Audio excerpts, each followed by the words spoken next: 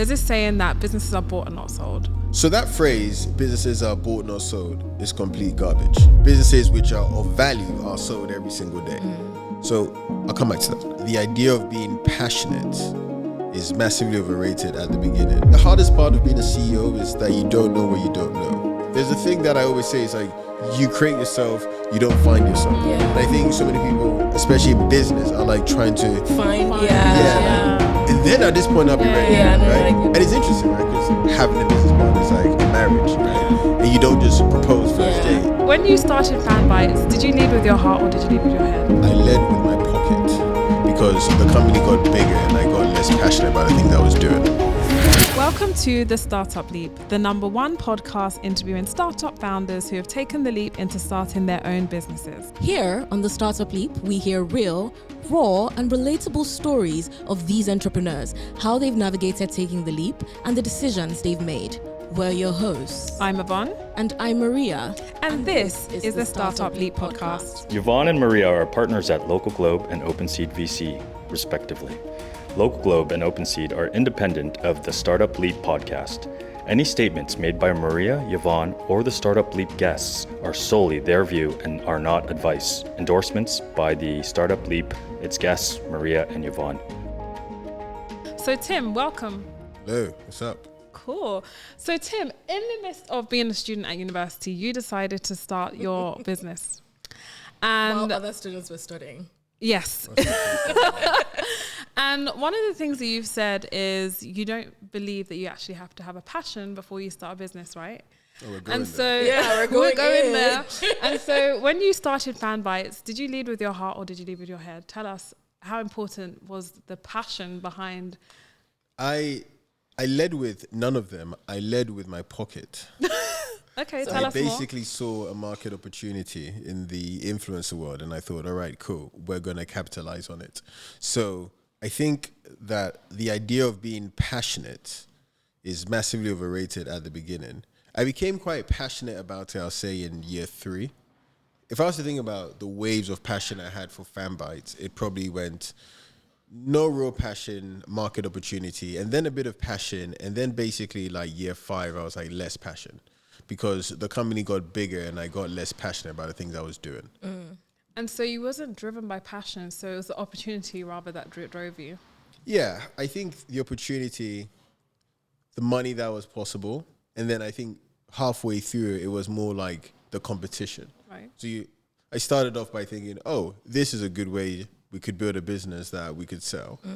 And then halfway through, I thought, oh, actually, we could win this market. And I got driven by competing against other people in the agency space. So you started with the idea to sell in mind. So from the beginning, was that something you did with that startup, or had you done that before? Because I know you sold a startup before. Yeah, so I think, the business I sold before, Entrepreneur Express, bear in mind, we're using the word like sold. It was only for like 110 grand. Yeah. But It was sold. yeah, it was sold. It was sold. And And how old were you at that point in time? I was 17 then. That's right? that's a lot of money for a 17-year-old. At that point, it was almost like, wow, that's incredible.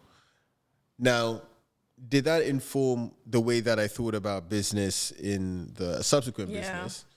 I say yes, because it made my eyes open to the fact that you could just think about something. And then at some point, someone will pay you more money than you thought was possible.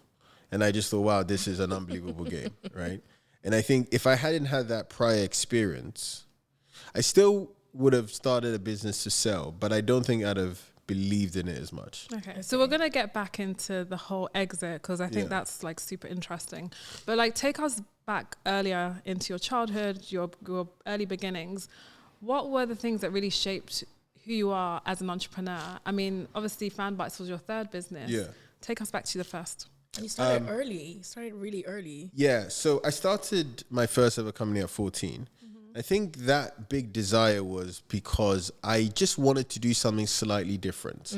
So the story actually goes that I did a bet with a friend of mine where we bet each other, like, who would see £500 before we turn 18. And basically the bet was, all right, cool, we'll see who can do it. And I just decided that the way to do it would be to start a tutoring business.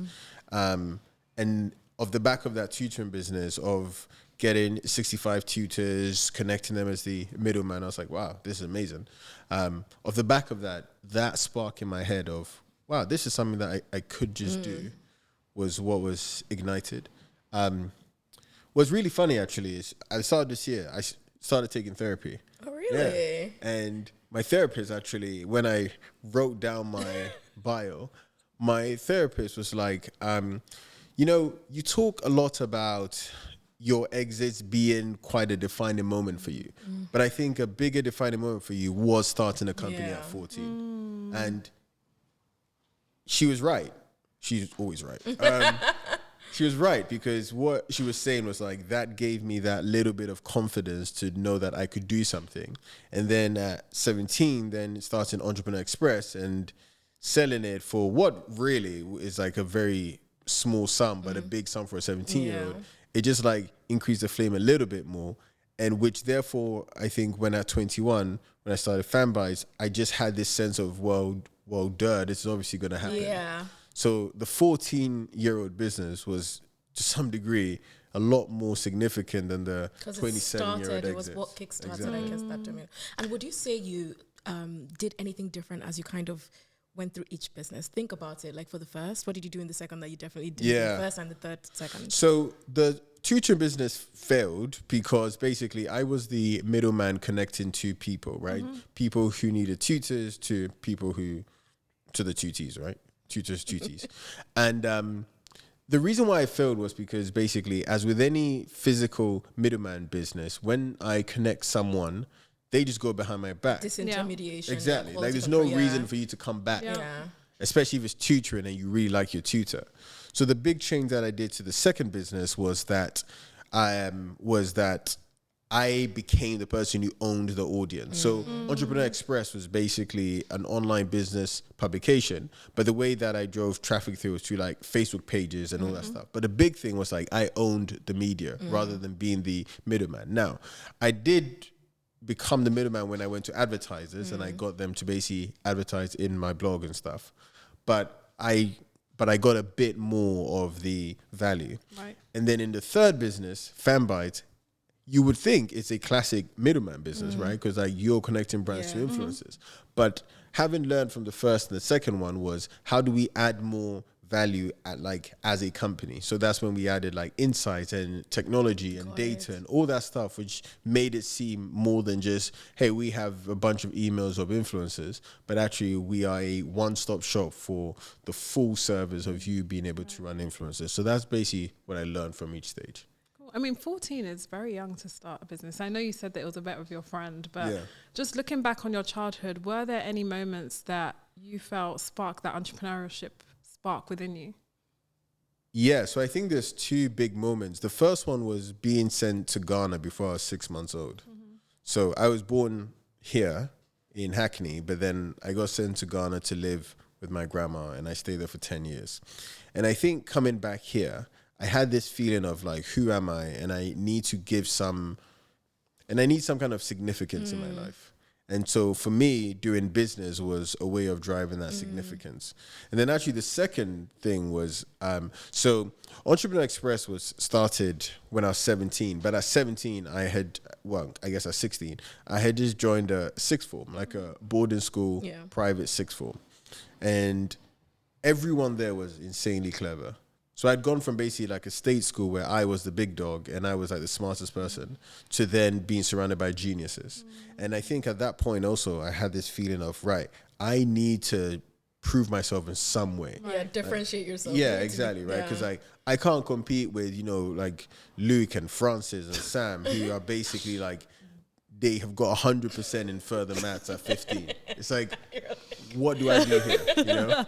And so when you realize that, like, you either say, I'm either going to compete or I'm going to like change the game completely. Right. Yeah. And so this was the reason why I think in Christ Hospital, I was like, okay, Christ Hospital was the name of the school. In Christ Hospital, I was like, okay, I'm going to win this business game because like all you nerds don't want to win that game. The entrepreneurship was your edge. That exactly, was your right? Exactly. USP, okay. And they didn't like it. I remember the day after I remember whilst I was running Entrepreneur Express, I ended up basically being able to do an interview in a single day with like Richard Branson, James Caan, and Alan Sugar. And I came back to school. I was like, oh my God, this is amazing. I was like showing pictures and people were like, okay. Like jealousy was creeping jealousy in. was creeping in. But the jealousy was creeping in primarily because it was almost like I was doing something that they hadn't even thought was possible. Yeah. To them, it was like, go to school, go to Oxbridge. Yeah. A ton of them went to Oxbridge, right? But actually, like deep inside, they were like, I don't want to just do the conventional path. And here was this guy who had basically come into the school a year before and had done all of that. Yeah. So FanBytes, 1 minute. What was the USP at the time? What did you see in the solution that you kind of proposed at the time? The solution, okay, so the USP changed over time, but we saw the wave of social media influencers. So you used the market trend as the first thing. Exactly. Okay. So we saw the wave of social media influencers rising and rising and rising.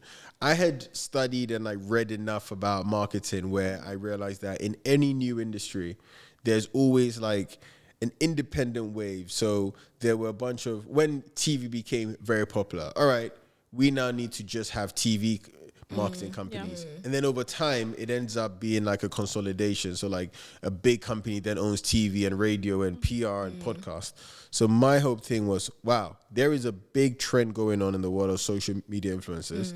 I'm part of the audience who are being influenced by these social media influencers. And if I'm part of this audience, then that means brands will want to spend a ton of money to tap into that. We don't even need to be number one. We just like need to be in Follow the market wave, and the market will take you. So there were so many times during FanBytes, I would say to my co-founders and my team and our investors, I'd be like, we don't have to win. We just have to not die, right? Because like this market is going to grow. The tailwind is so strong, like the market, tailwind. And if we are like in the top 10 companies in the UK, we will win, right? So that was the way that I thought about the business opportunity. Interesting. What was the distance between when you graduated from? I started in my second year of university. Interesting. Talk to us about that. I mean, wow. How do you manage a business as a student? Oh, it's easy. Just do it. Really? Yeah, like it's not hard. Okay. It's just not hard. People would argue that it is because then you have to, something has got to give. What do you think gave? Like if you have to go to class. Now we're talking. So you have to kind of, but you graduated. A really funny thing. And because I guess like a lot of people talk about like college dropouts, like Mark Zuckerberg dropped out of university. Like you didn't drop out. You didn't drop out. You decided to continue. Out, but the reason that I didn't drop out was because I felt like I had to finish it for my parents, especially my dad. So my dad, unfortunately, had been ill. He'd had a stroke whilst I was in university. Actually, no, in sixth form. And then unfortunately, he had a fatal stroke when I was in university. And I always had this kind of feeling of I should complete this for him. And when it really came down to it, though, like I knew in my heart that I wasn't ever going to really use the degree. Yeah, but you did it anyway. Yeah. Almost like a principles or like just something as more principles. internal. But it's quite funny, like in the third year of uni, I think I was actually in university, like I actually saw this email from my, what's it called? Your head of department being like, do you know that you've only been in class for like 17 days or something? It was mental. Because I was always classes. in London. Yeah, of course. Like something has to give him, but it's incredible that you still were able to do both. Actually, yeah. But it's almost, I don't know, man. Like there was no other option, right? Like people think. I think you think of things differently when you know you don't have a choice. Exactly. You stretch. Exactly, and you meet what it's asking of you, and you do make it happen. Yeah, like people talk a lot. Okay, I don't know. Maybe I get cancelled for this, who knows, right? But like people talk a lot about like, oh, I've got a job, but I want to start a business, and I'm finding it like difficult. And I'm like, well, yeah, it's meant to be difficult. It's a feature, not a bug. I say this, it's like that's the design. Yeah. So what are you gonna do? Like like what do we do here, right? And so for me, I think that's a very important thing that I just saw it as hard and then I just did it. Right. One question I have is just around like finances. So a lot of immigrants and especially people from like humble backgrounds, like when they're thinking about making the leap, they have to consider like, how do I live? One of the benefits I think you have is the fact that you started very early. So I almost feel like you kind of had that muscle of high risk, like not having to think about too many dependencies on you. And maybe I'm wrong, but tell me a bit about that. Like, the traditional route for most people is, oh, I'm in school, I just need to finish, get a degree, get a stable job that gives me an income, get a good credit score, like get a good, like that obviously, like the risk to you wasn't. So tell me a bit about that. Do you think it's your upbringing? Do you think it's just personality? Like, why are you able to make those leaps, like, and not really think, maybe you thought about it, but it would be great to chat a bit about that. So I think the two biggest things that shaped my attitude to money whilst running my business was, number one, doing it young. Yes, I had agree. zero commitment. I could work from anywhere. I could do whatever. But number two, which to me is even more important, was the type of business that we chose. I intentionally didn't go for some like, we need to raise millions of funding business in order to succeed. I chose a business which at the beginning was just like a services business, and we were profitable. And then what I then ended up doing while I was raising money was doing it for a very specific purpose. And I think the reason why so many people put themselves in a lot of like financial angst is because they choose a business which needs them to raise a lot of money, and then they go, oh no, I need to fundraise for this, when really, especially if it's your first or second business, doing something with pretty low cost where you can get started revenue quickly is very important. Interesting. So it sounds like you were really intentional around the type of business you started.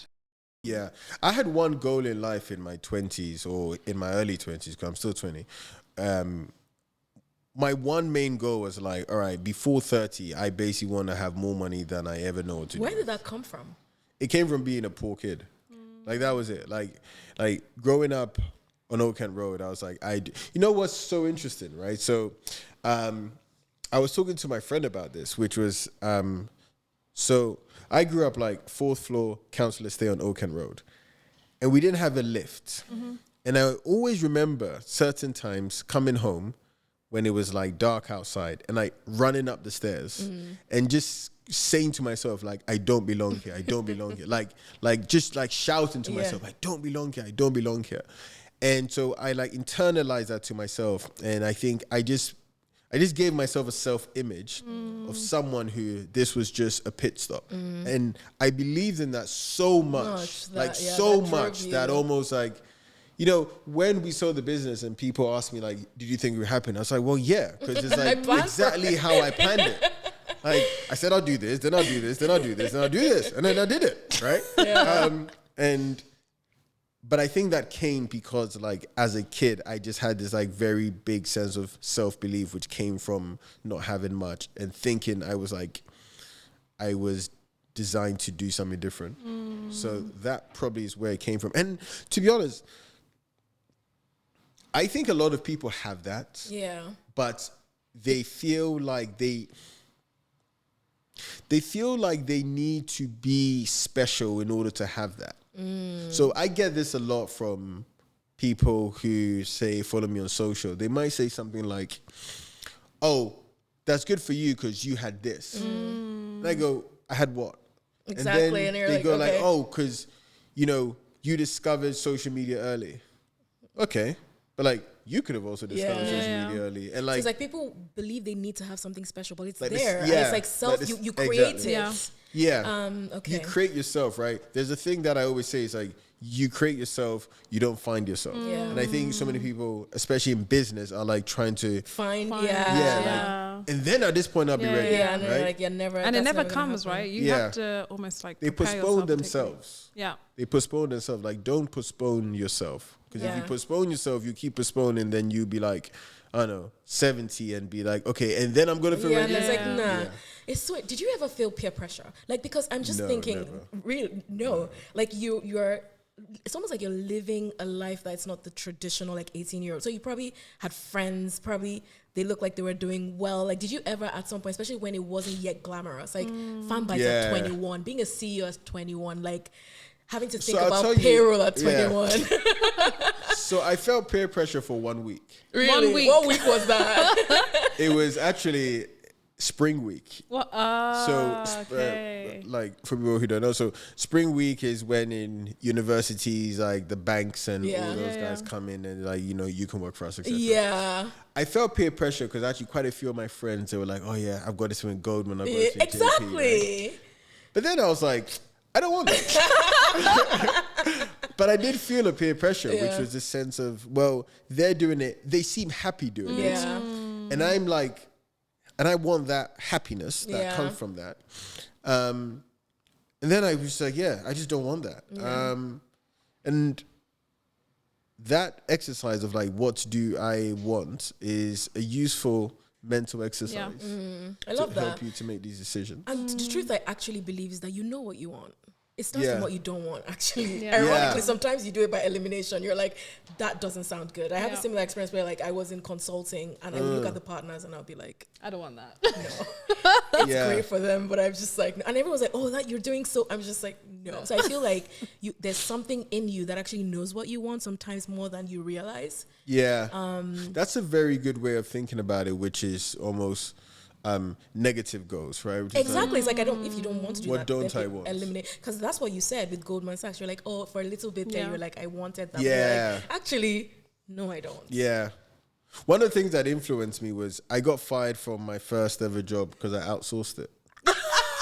That is so on brand. Like, that is so typical of an entrepreneur. It's quite funny. Very smart though. Yeah. And I think going through that, you know, that week that I felt peer pressure, I was just like, you couldn't even stay in a job for 3 days selling crisps. That was the job. It was like selling crisps. And I outsourced and I gave it to my friend to do, and then they found out. And it was like, you couldn't even do that for 3 days selling crisps. And you think you lost a week in Goldman. Yeah. Like, come on, man. So, yeah. Talk to us a little bit about being a CEO. So obviously you're a relatively young CEO, right? Yeah. And the company grows, evolves, and scales. Yeah. How did you evolve as a CEO and grow with the company? So I think the hardest part of being a CEO is that you don't know what you don't know. And for the 5-6 years that we ran FanBytes, it was just a perpetual hamster wheel of every day realizing, oh, I didn't know this. Right. Oh, I didn't know this. And that can either break you or that can make you. And I changed my identity to be someone who was constantly learning rather than thinking I was constantly failing. I think that's distinctive. That distinction there really helped me because I speak to so many other founders, and I'm sure you do as well, where it's like they feel like they're failing because something has happened in their business. Yeah, it's like well, yeah, because you've never done it before. Yeah. So like I'm 3 months ago I started learning to swim, right? Okay. And there were a few things like, you know, just basic front crawl. And I was like, how is this person doing it? And I'm not doing it, right? And for maybe like 5-10 minutes, I'm like, oh man, I can't do this. And then I thought to myself, I have never done this. Exactly. I'm not meant to know how to do this, right? So beating up myself and thinking that I'm failing at swimming doesn't make any sense. Yeah. Similarly, when you have a bunch of founders who are like, I feel like a failure because we haven't raised the round in a month. Like, and you're like, oh, okay. You've never raised money. So therefore, you don't feel like a failure. You're learning from that. Yeah. So that was the big reframing. Thing I had to do as a CEO. Okay. And let's talk about a little about the team, right? And so obviously you had 2 co-founders. How did that come about? I met Ambrose at a leadership event. Okay.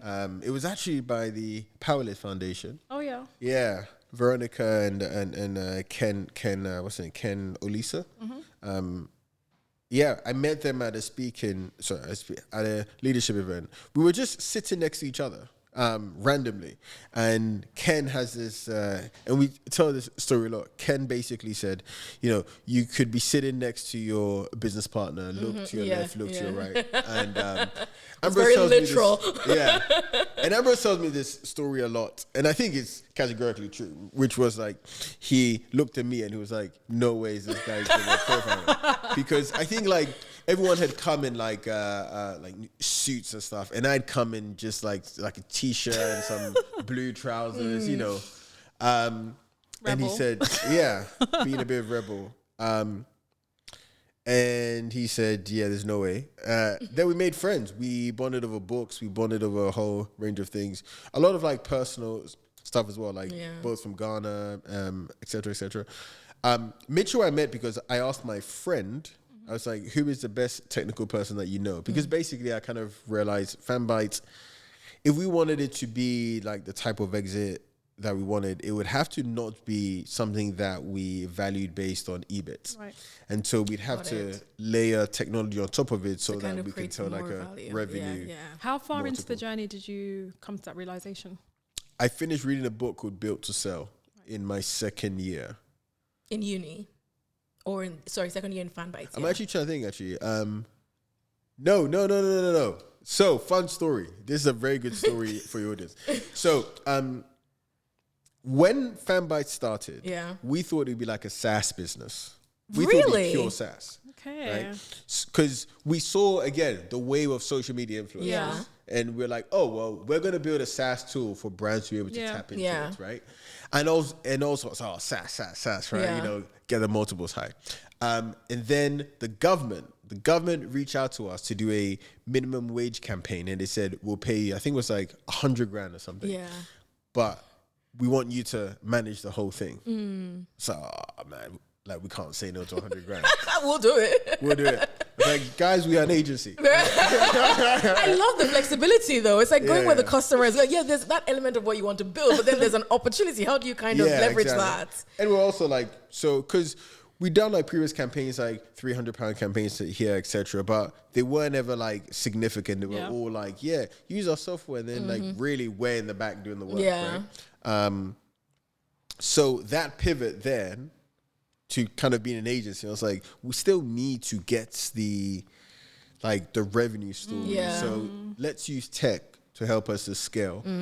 So that was how I met the two co-founders. I met Ambrose first, and we worked on a bunch of different stuff together, and then I brought on Mitchell. That working on a bunch of different stuff together, was it deliberate? Not because another part is like you meet someone, you get on, and then you're like, do we work well together? That's a long-term. So it's so interesting.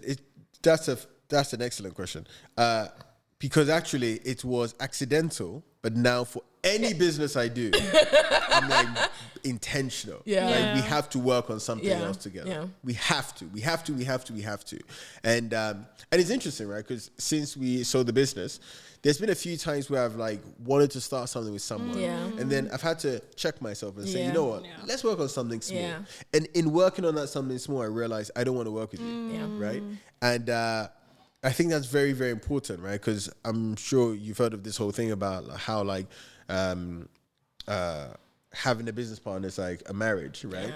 And you don't just propose first date, you date a bit, right? And I think that's very, very, very important. So many people, and I could have got that wrong quite a few times, but accidentally I got it right.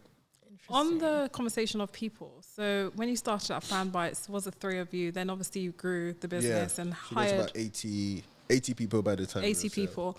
Talk to us a little bit about how you viewed hiring. What are the key things that you looked for when you're hiring a team and scaling the business?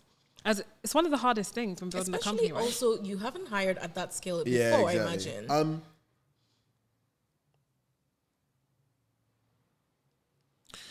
So I think I was a terrible manager at the beginning. And I think by the time we sold, I was less terrible, but I was still terrible. Love the authenticity. And the reason why is when I was getting into business, I'd read books about Steve Jobs and all those people. And I basically equate that the way to win is by being right? Yeah, I don't know if Steve Jobs is a good example. Because he was. Yeah. He was a tyrant. Yeah. And I was then like, like the way you win is by being like, you should do this now. And, and that's the way you lose. And how long did it take you to learn that? It took me about 3 years. Okay. And the big one was when like several great employees were leaving. So I think this is my fault. So to hire, I think the first one is to like shirk your ego. That was something that I did a lot where I wanted to be right. And so because I wanted to be right, it was like I didn't give the space for other people to just input. And then the second thing is actually truly realizing the role of a CEO. I got that wrong. Until we started to hire some like really credible people, I think I got that wrong, where basically I thought that the questions and the answers needed to come from me. All the time, every time, It's a common, mistake. Yeah, everyone, right? But really, I remember I had a friend say this, and it's always stuck with me, which is that a CEO is almost in like the people collecting business. It is. And I was like, man, that's such a good way to frame it. And so those were two mistakes I made, I think, at the beginning, and to be honest, till the end, where I just thought, man, if only you knew. Yeah. But, then I'm not going to do that for the next business, right? Cool. Amazing. Now, take us back to FanBytes. So you set out building the company knowing that at some point you would want to sell it, right? Yeah. And there's this saying that businesses are bought and not sold. Talk to us a little bit about how you went about the whole exit journey. Yeah. And from the very beginnings, when you started that company, knowing that you wanted to sell it at some point, what are some of the decisions you made? Great question. Based on that decision that was going to come later on down the line? So, all right. So just going into that. So, how do I phrase this? Yeah.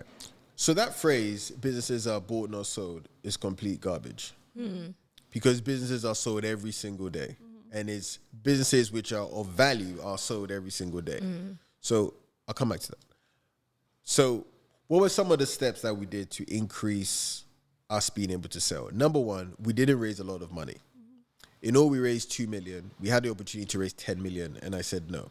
The reason why is because I knew that if we raised a lot of money, we'd have to sell at a pretty high valuation. And I didn't think FanBytes that they would. Exactly. Yeah. Number two. Let me interject there. Did you have a value in mind that you wanted to sell for? I wanted a value that personally I would was meaningful to you. Right. Okay. Yeah. I didn't really care too much about what the overall value of the business was. What I did know was that it wasn't like $100 million business. Okay. And you were honest with yourself about that. Yeah. Do you feel like, why do you think you were? Because, most of the time entrepreneurs are like so enamored by what they're building and they're like, oh, this is the next best. You're like, no, it's not the next best thing, but it's great. It's like, it solves So I think there's probably two things. One is I'm quite a logical person. And so I'm just like, well, if you do this and you do this, done. The other thing is that I just read a lot about how companies are valued, right? I obsessed over basically, MBA books, M&A books. And so I'd go, oh, okay, well, they did this revenue, they did this EBIT, they had this, blah, blah. Okay, well, that makes sense. Because I agree with you. Like, sometimes I'm talking to one person who's got some social aggregation app, and and they say, oh, and this is how we're going to get to $1 billion. Like, what crack are you smoking? Like, what drug is it that you're high on to think you believe it? That you believe it. And I'm like... Well, some could say it's like ambition. Some could say like you're just like... Yeah, no, it's delusion. It's delusion. There's ambition and there's delusion. Thin line, exactly. Like, why do you think? What will possess you to think this? And I think this sometimes with so many founders are like, just get a spreadsheet, get a sheet of paper, just like run the numbers. Yeah. Right? Anyway, so we didn't raise a ton of money. We also left a lot of meat on the bone. So here's what I mean by that. Some people aim to sell their business when they have completely exhausted all the potential value.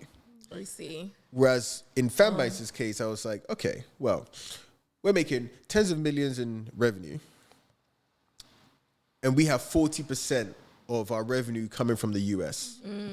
What people would then say is, right, let's go dominate the US. What I said was, we're not going to go to the US, because when eventually we want to then sell the company, there's a complete great narrative of saying, well, actually, we started, but then you can continue this after you can run it up, right? Because you have people in the US, you have a big team in the US, et cetera, right? And that narrative was definitely one that really landed.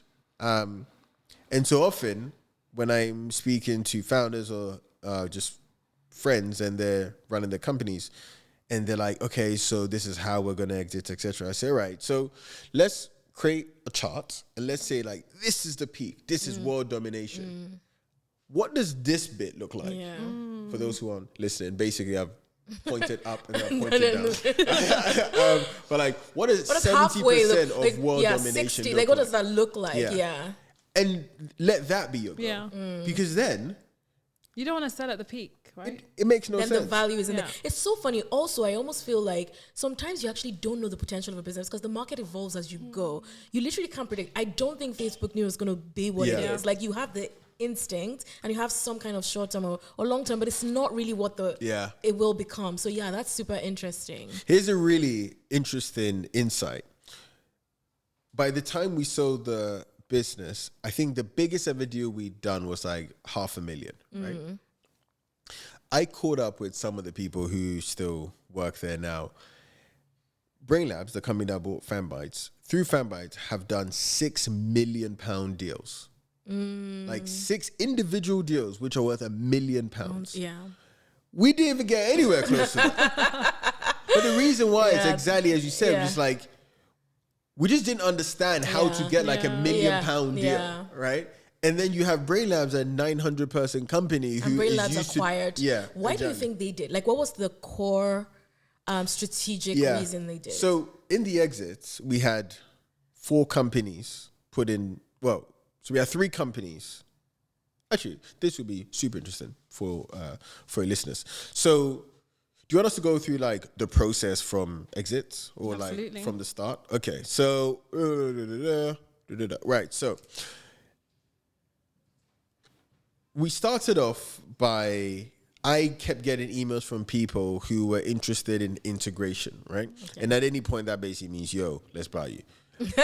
Oh, really? Is that the code word? It's like we want to integrate. Or partnership. Or partnership. Let me take a step back because you knew from the beginning that you wanted to sell the business at some point. And like, I always say, like, some of the greatest entrepreneurs I know of, they almost know who they could potentially sell to very early on. Did you have an idea of like who you could potentially sell to, or the profile of, or like the kind of? So I knew the type of profile. Yeah. Okay. And did you set out to build those and forge those relationships? So this is a wonderful question. So accidentally, and the reason why is basically whilst I was running FanBytes, we had a lot of like PR and press. Okay. Industry press, trade press. And so that actually built up our name over time. Now, if I could do it again, or in my next business, I'll be super intentional. I would like have my list of people, make friends with them, build relationships, and then at some point do that. Yeah. But in terms of how the exits process started, I basically, in 6 weeks, I got emailed by 3 different companies who were interested in partnering up. What happened? Why did they? Was there any market inbound trend you? at the time that kind of spurred that? There were 2 market trends. Number 1, low interest rates. And so everyone's just out here trying to buy. And number 2, and this is actually something so many people are not aware of. So much M&A activity is dictated by some random research report by Bain, Goldman, JP Morgan. He says, Mintel, you know what? all of them. Social media marketing Is the next thing. So then the private equity groups go, it is the next thing. Let's now go buy more social media marketing companies. Right? So those 2 things happened. And so we were approached and I was like, ooh, consolidation time. I just knew. And like, what did you know when the first emails came in that was like? No, I think it was after the 3rd email in such a short period of time. Okay. It's like, oh, that's interesting. These guys are all funded by PE groups and they're all strategics. That's interesting. And then I started doing some research and I did read a report. I think it was by Bain Capital, who had done a research report the year before. It's like, oh, okay, this makes sense now. And so when I realized that, then I had 2 decisions to make. One was, do I then begin a process of trying to like sell the company, or do we hire a bank? Okay. And I got conflicting advice with this, but basically the advice was, if your company's worth, if you think you can get over 20 million for your company, like 15, 20 million, you should hire a bank. Okay. So then we hired a bank. And the way that we hired a bank was we looked at people who had sold similar companies to us, and then we got them to basically pitch us. Got it. And that was quite a cool feeling. It was like me going into these offices and like, here's how we can make you rich. I was like, oh my God, say it more. Then we picked a bank, and then they run a process. And the process was they reach out to, so we created like basically a pitch deck. This is actually a very interesting thing. Selling a company is like selling anything. It's just got more zeros. Yeah. Like that's just it, right? Selling a company is like selling anything, but it's just got more zeros. So you do have to create a pitch deck. So you do have to create reasons for them to buy. So that's what the bank helped us to do. Okay. And then they began a process. They reached out to 6 companies. 4 companies expressed, in fact, all 6 said express interest. 2 of them couldn't afford us. 4 of them could. 3 of them put in letters of intent. We then went exclusive with one, Brain Labs. It took about 2 months to go through, and then boom, done. Ooh, I would love to talk about the feeling after. Yeah, so we can talk about that. If you want, we can go into the details, and then we can talk about that. Okay. What do you want to do? Let's talk about the details. What would be useful to your audience? Let's do the details first, and then we'll talk about the feeling. Let that be the natural. So what details do you want to go through? So I think you've kind of summarized everything, like all of these conversations happened. Were there any sticky points in between there where it was like, okay, this might fall through, or okay, maybe there's, maybe we thought of it differently. I just want to know, in that process, was there any point where there was more deliberation than you expected and timelines? Or whether there was anything that you would do differently if you were to go through the process again? So a couple of things I would... If I was selling my company again, there are 3 things I do differently. The first thing is I would have my books done way earlier. Every year I would have hired an accountant to run our books and make sure everything was good. Because those things take time. The second thing was I would have been aware that selling your company and also running your business happens at the same time. So you have to make sure that your numbers don't go down. That is true. So there were quite a few times, especially in Jan, Feb, because we sold in May 2022. In Jan and Feb, I was like, boys, the numbers. But I couldn't tell my team why suddenly the CEO was doing sales meetings. Right? Because you needed to make sure. And it's so funny because it takes time. Like the process takes time from the team, from you on building the business. But then... and if in that time, if the numbers dip, then that's not like, a good reflection on the business, right? So it's an awkward conversation, but it's not like a terrible conversation. Deal breaker, right? And I must say, I think Brain Labs are an exceptional acquirer. I think that from an experience standpoint, like the entire experience of having to... because, there is this thing in M&A called reneging. They give you the deal, then they say, actually, we just found this on page 87. There's new stuff that kind of changes our original value. They stuck to it and they kept it. That's great. And I think that was very, very honorable. How long did it take end to end? First email 5 months. 5 months. Whoa, that was pretty quick. Good, yeah. Wait, let me think. 6 months, October. Actually, I just realized it actually took longer than I thought it did. Yeah. November to April. Okay. 5 Yeah. Interesting. Cool. November to April, and to be honest, it took slightly longer just because of Christmas. Right, yeah. And the reason why it was a relatively simple thing, I'll tell you the reason. I think there were 2 reasons. One was we had a bank who had already sold to Brain Labs before. So they knew what they required. Yeah. And I think generally you pay a premium for experience. Because the bank we used was not the cheapest. But man, they made me sleep well at night. Oh, I see. Like the guys there, Tristan, Rosie, Lauren, they just... Anytime I'd get a call from them, I wouldn't feel stressed. You know they're on your side. You're like, right? Even when we're knee deep in spreadsheets, DD, I'm like, tell me the good news. Right? And I think they were exceptional bankers. So those were the details there. But the question was like, what could we have done differently? Yeah, I think you touched a little bit on that. But the other bit I was asking was just like, was there any sticky point? But it sounds like it went well. Like it was 5 months. Sounds like yes, the regular process, but because sometimes in these transactions, You something know just what? comes Yes, in. there was a sticky point. There was a sticky point, and to be honest, I give absolute full credit to my co-founders, and again to Brain Labs and to the bankers for making this smooth. Because we were idiots, the way that we calculated revenue was dumb. So we calculated revenue as Gross bookings?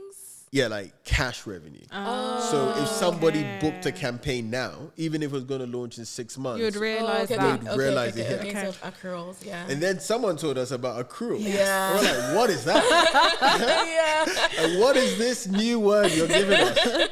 And then we Google it, and then we found out, our it's a revenue thing. could be 50% of what we said.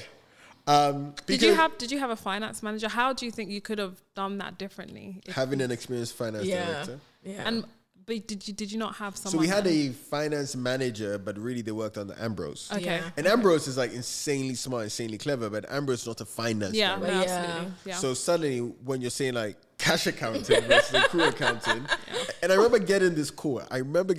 From Ambrose and Mitch. They were like, "Yeah, so it looks like our revenue was like 30% of what we said." It's like, what?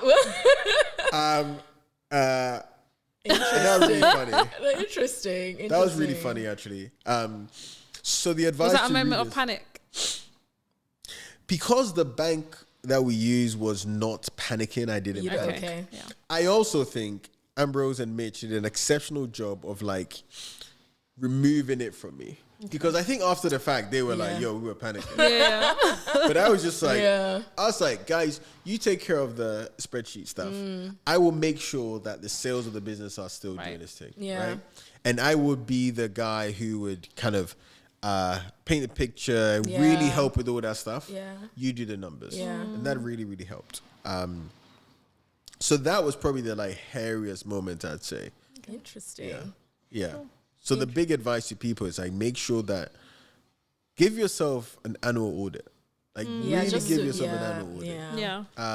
And don't give yourself give yourself an annual audit from the perspective of an M&A. An external person. Yeah, like an external person who's looking in. Yeah. No, that makes sense. So I don't know if you want to touch on any other areas like during that process, because it was quite quick also. So I would say like after, 14-year-old Tim said to himself, by 30, I need to have crazy money. I need to not have to think about all the stuff. When was the acquisition like a full cash? Was it cash stock? Cash, it was full cash. yeah. So after, you get that alert, or you like look in your bank statement, what did that do? Just kind of for you, what was that experience like?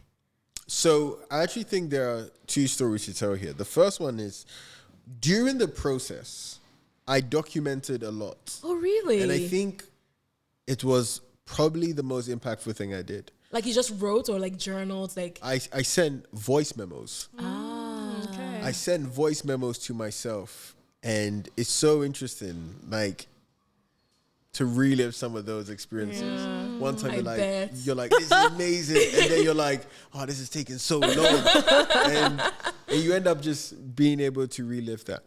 But in terms of when the money dropped, and I think I've told you the story before, but I'm happy to share it, which is when we announced the company had been acquired, it was everywhere, the Times, BBC, Forbes, and all these places. The money still hadn't been sent, right? And it's like in the process of being sent. yeah. So we're getting all these like congratulations. I know, like, congratulations. The money's not in I'm like, where is the pesos, right? And what was really funny was all three of us, myself, Ambrose, and Mitch, we created new bank accounts. And come to think about it, the logic was quite funny. For me, I was like, okay, at that point I had Monzo and Starling. I was like, right, that's not gonna Monzo, if they get like millions they're into just their gonna thing, flag it like they're going to use it for their funding, right? Right? Oh, guys, we have Series B now. Right? So I'm like, no way is that happening. So I got like, I got Santander. You know? you're like, I know they've been there for time. Right? So anyway, so I got that. Ambrose, I think, got a Santander, Mitch got a Lloyd's, and we're just like walking around Old Street because we've announced the deal, but we're walking around Farringdon. Yeah. So we're walking around Farringdon and we're just like refreshing. And we're like, okay, so what's going to happen? And then Mitchell refreshes his and he just starts shouting. He's Is that the moment it became real for you? Yeah. And then Ambrose refreshed like 30 seconds after. He's and then I refresh, and mine's still showing 0, 0, 0, 0. And I'm like, oh my God. I am checking every number. I'm like 0, 0, 3, 3. I'm thinking, please God, don't tell me that I'm giving my account number sort code to some random. Oh my God. I was stressing. And then I refreshed, and then I started shouting. Oh my God. And here's the crazy thing about like documenting, right? It's actually Mitchell was taking a video of this, and I actually have it on my phone, and it's just me like looking at my phone and being like, just shouting and like jumping up and down, captured the jumping. moment. I'm like, I love oh that. my God, oh my, and all I'm just saying is like, wow, like that's all I'm saying, and that moment, I am really happy that I documented it because, you know. And this is not just with like selling a business. It can be with anything. It can be with having a baby. It can be with having a wedding. Like as time goes on, the memories fade. And it's so important to document them in the most like primitive way. Like not just kind of like some stylized way. Yeah, just like, as it was. Like us in Farringdon popping champagne, being like, and then like spraying champagne and saying wow and like all of that stuff. That was a feeling which I would never forget. And I think, again, it doesn't have to be exactly that, you doing a business. Yeah. It can be you getting that job that you really wanted. It can be, you know what? One of my good friends, she did something amazing, which was she went on a date with someone. And like literally in that, like after that date, she was like, I think I'm going to marry this person, right?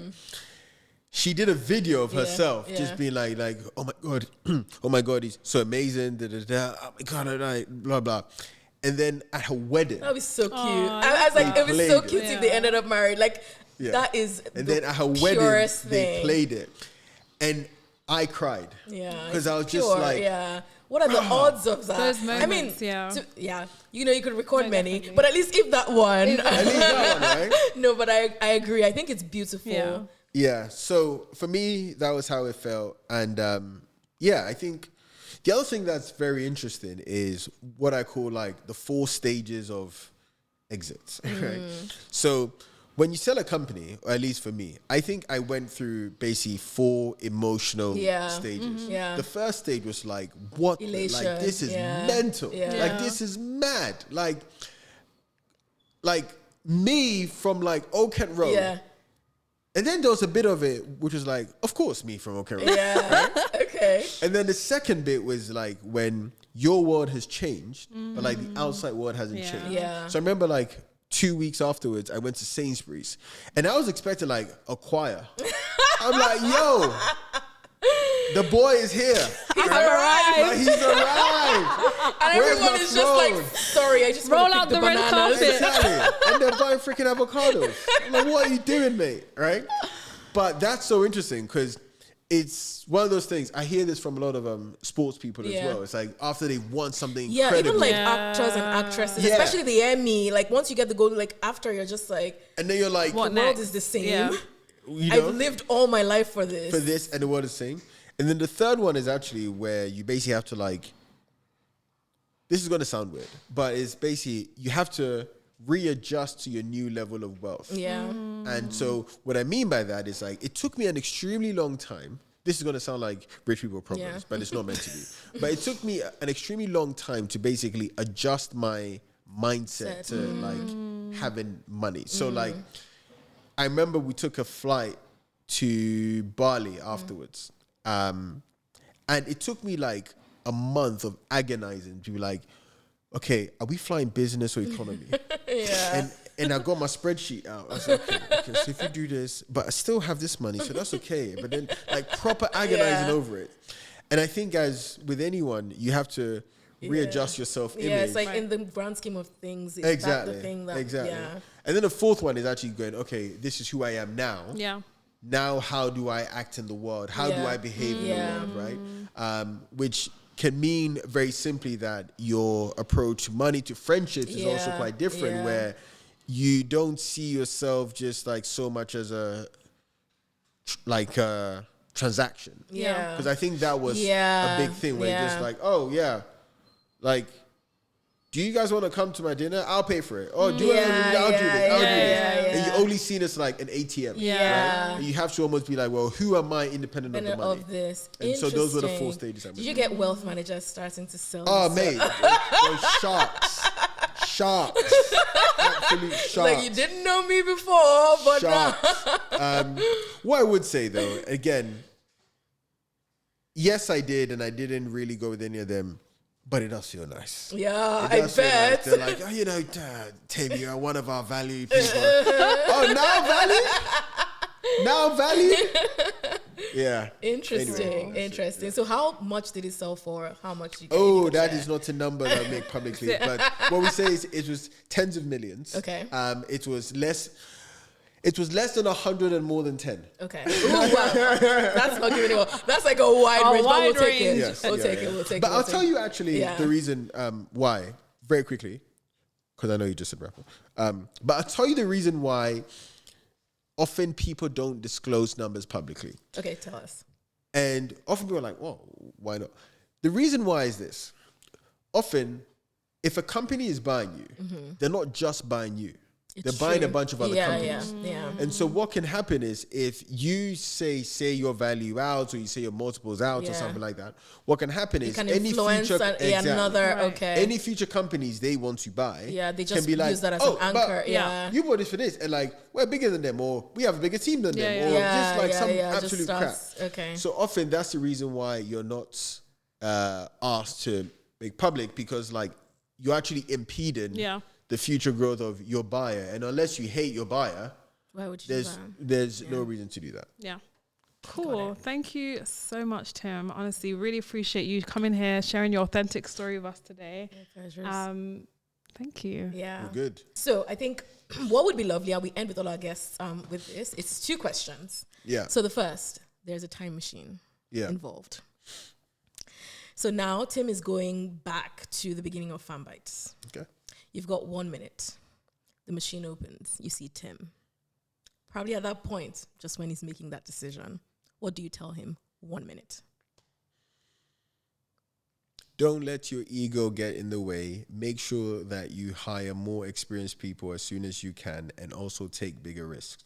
I love that. Fantastic. And then the second, for any operator, someone who's ruminating on an idea, who's kind of thinking about stuff, especially for someone who's younger and someone who doesn't probably have the background, now when you're kind of thinking of funds, like, have you done it before? But like, you have to do it first time.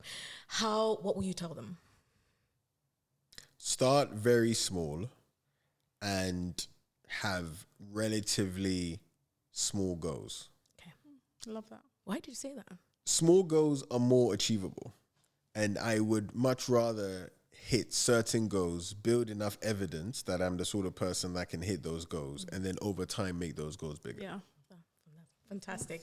Thank you very much, Tim. It was so lovely to have you, and thank you everyone for joining us as well. So I guess till next time. Thank you. Peace. Thank you.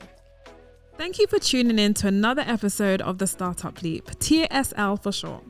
Leave a review, tell us what you think of this episode on all of our platforms at the Startup Leap Pod.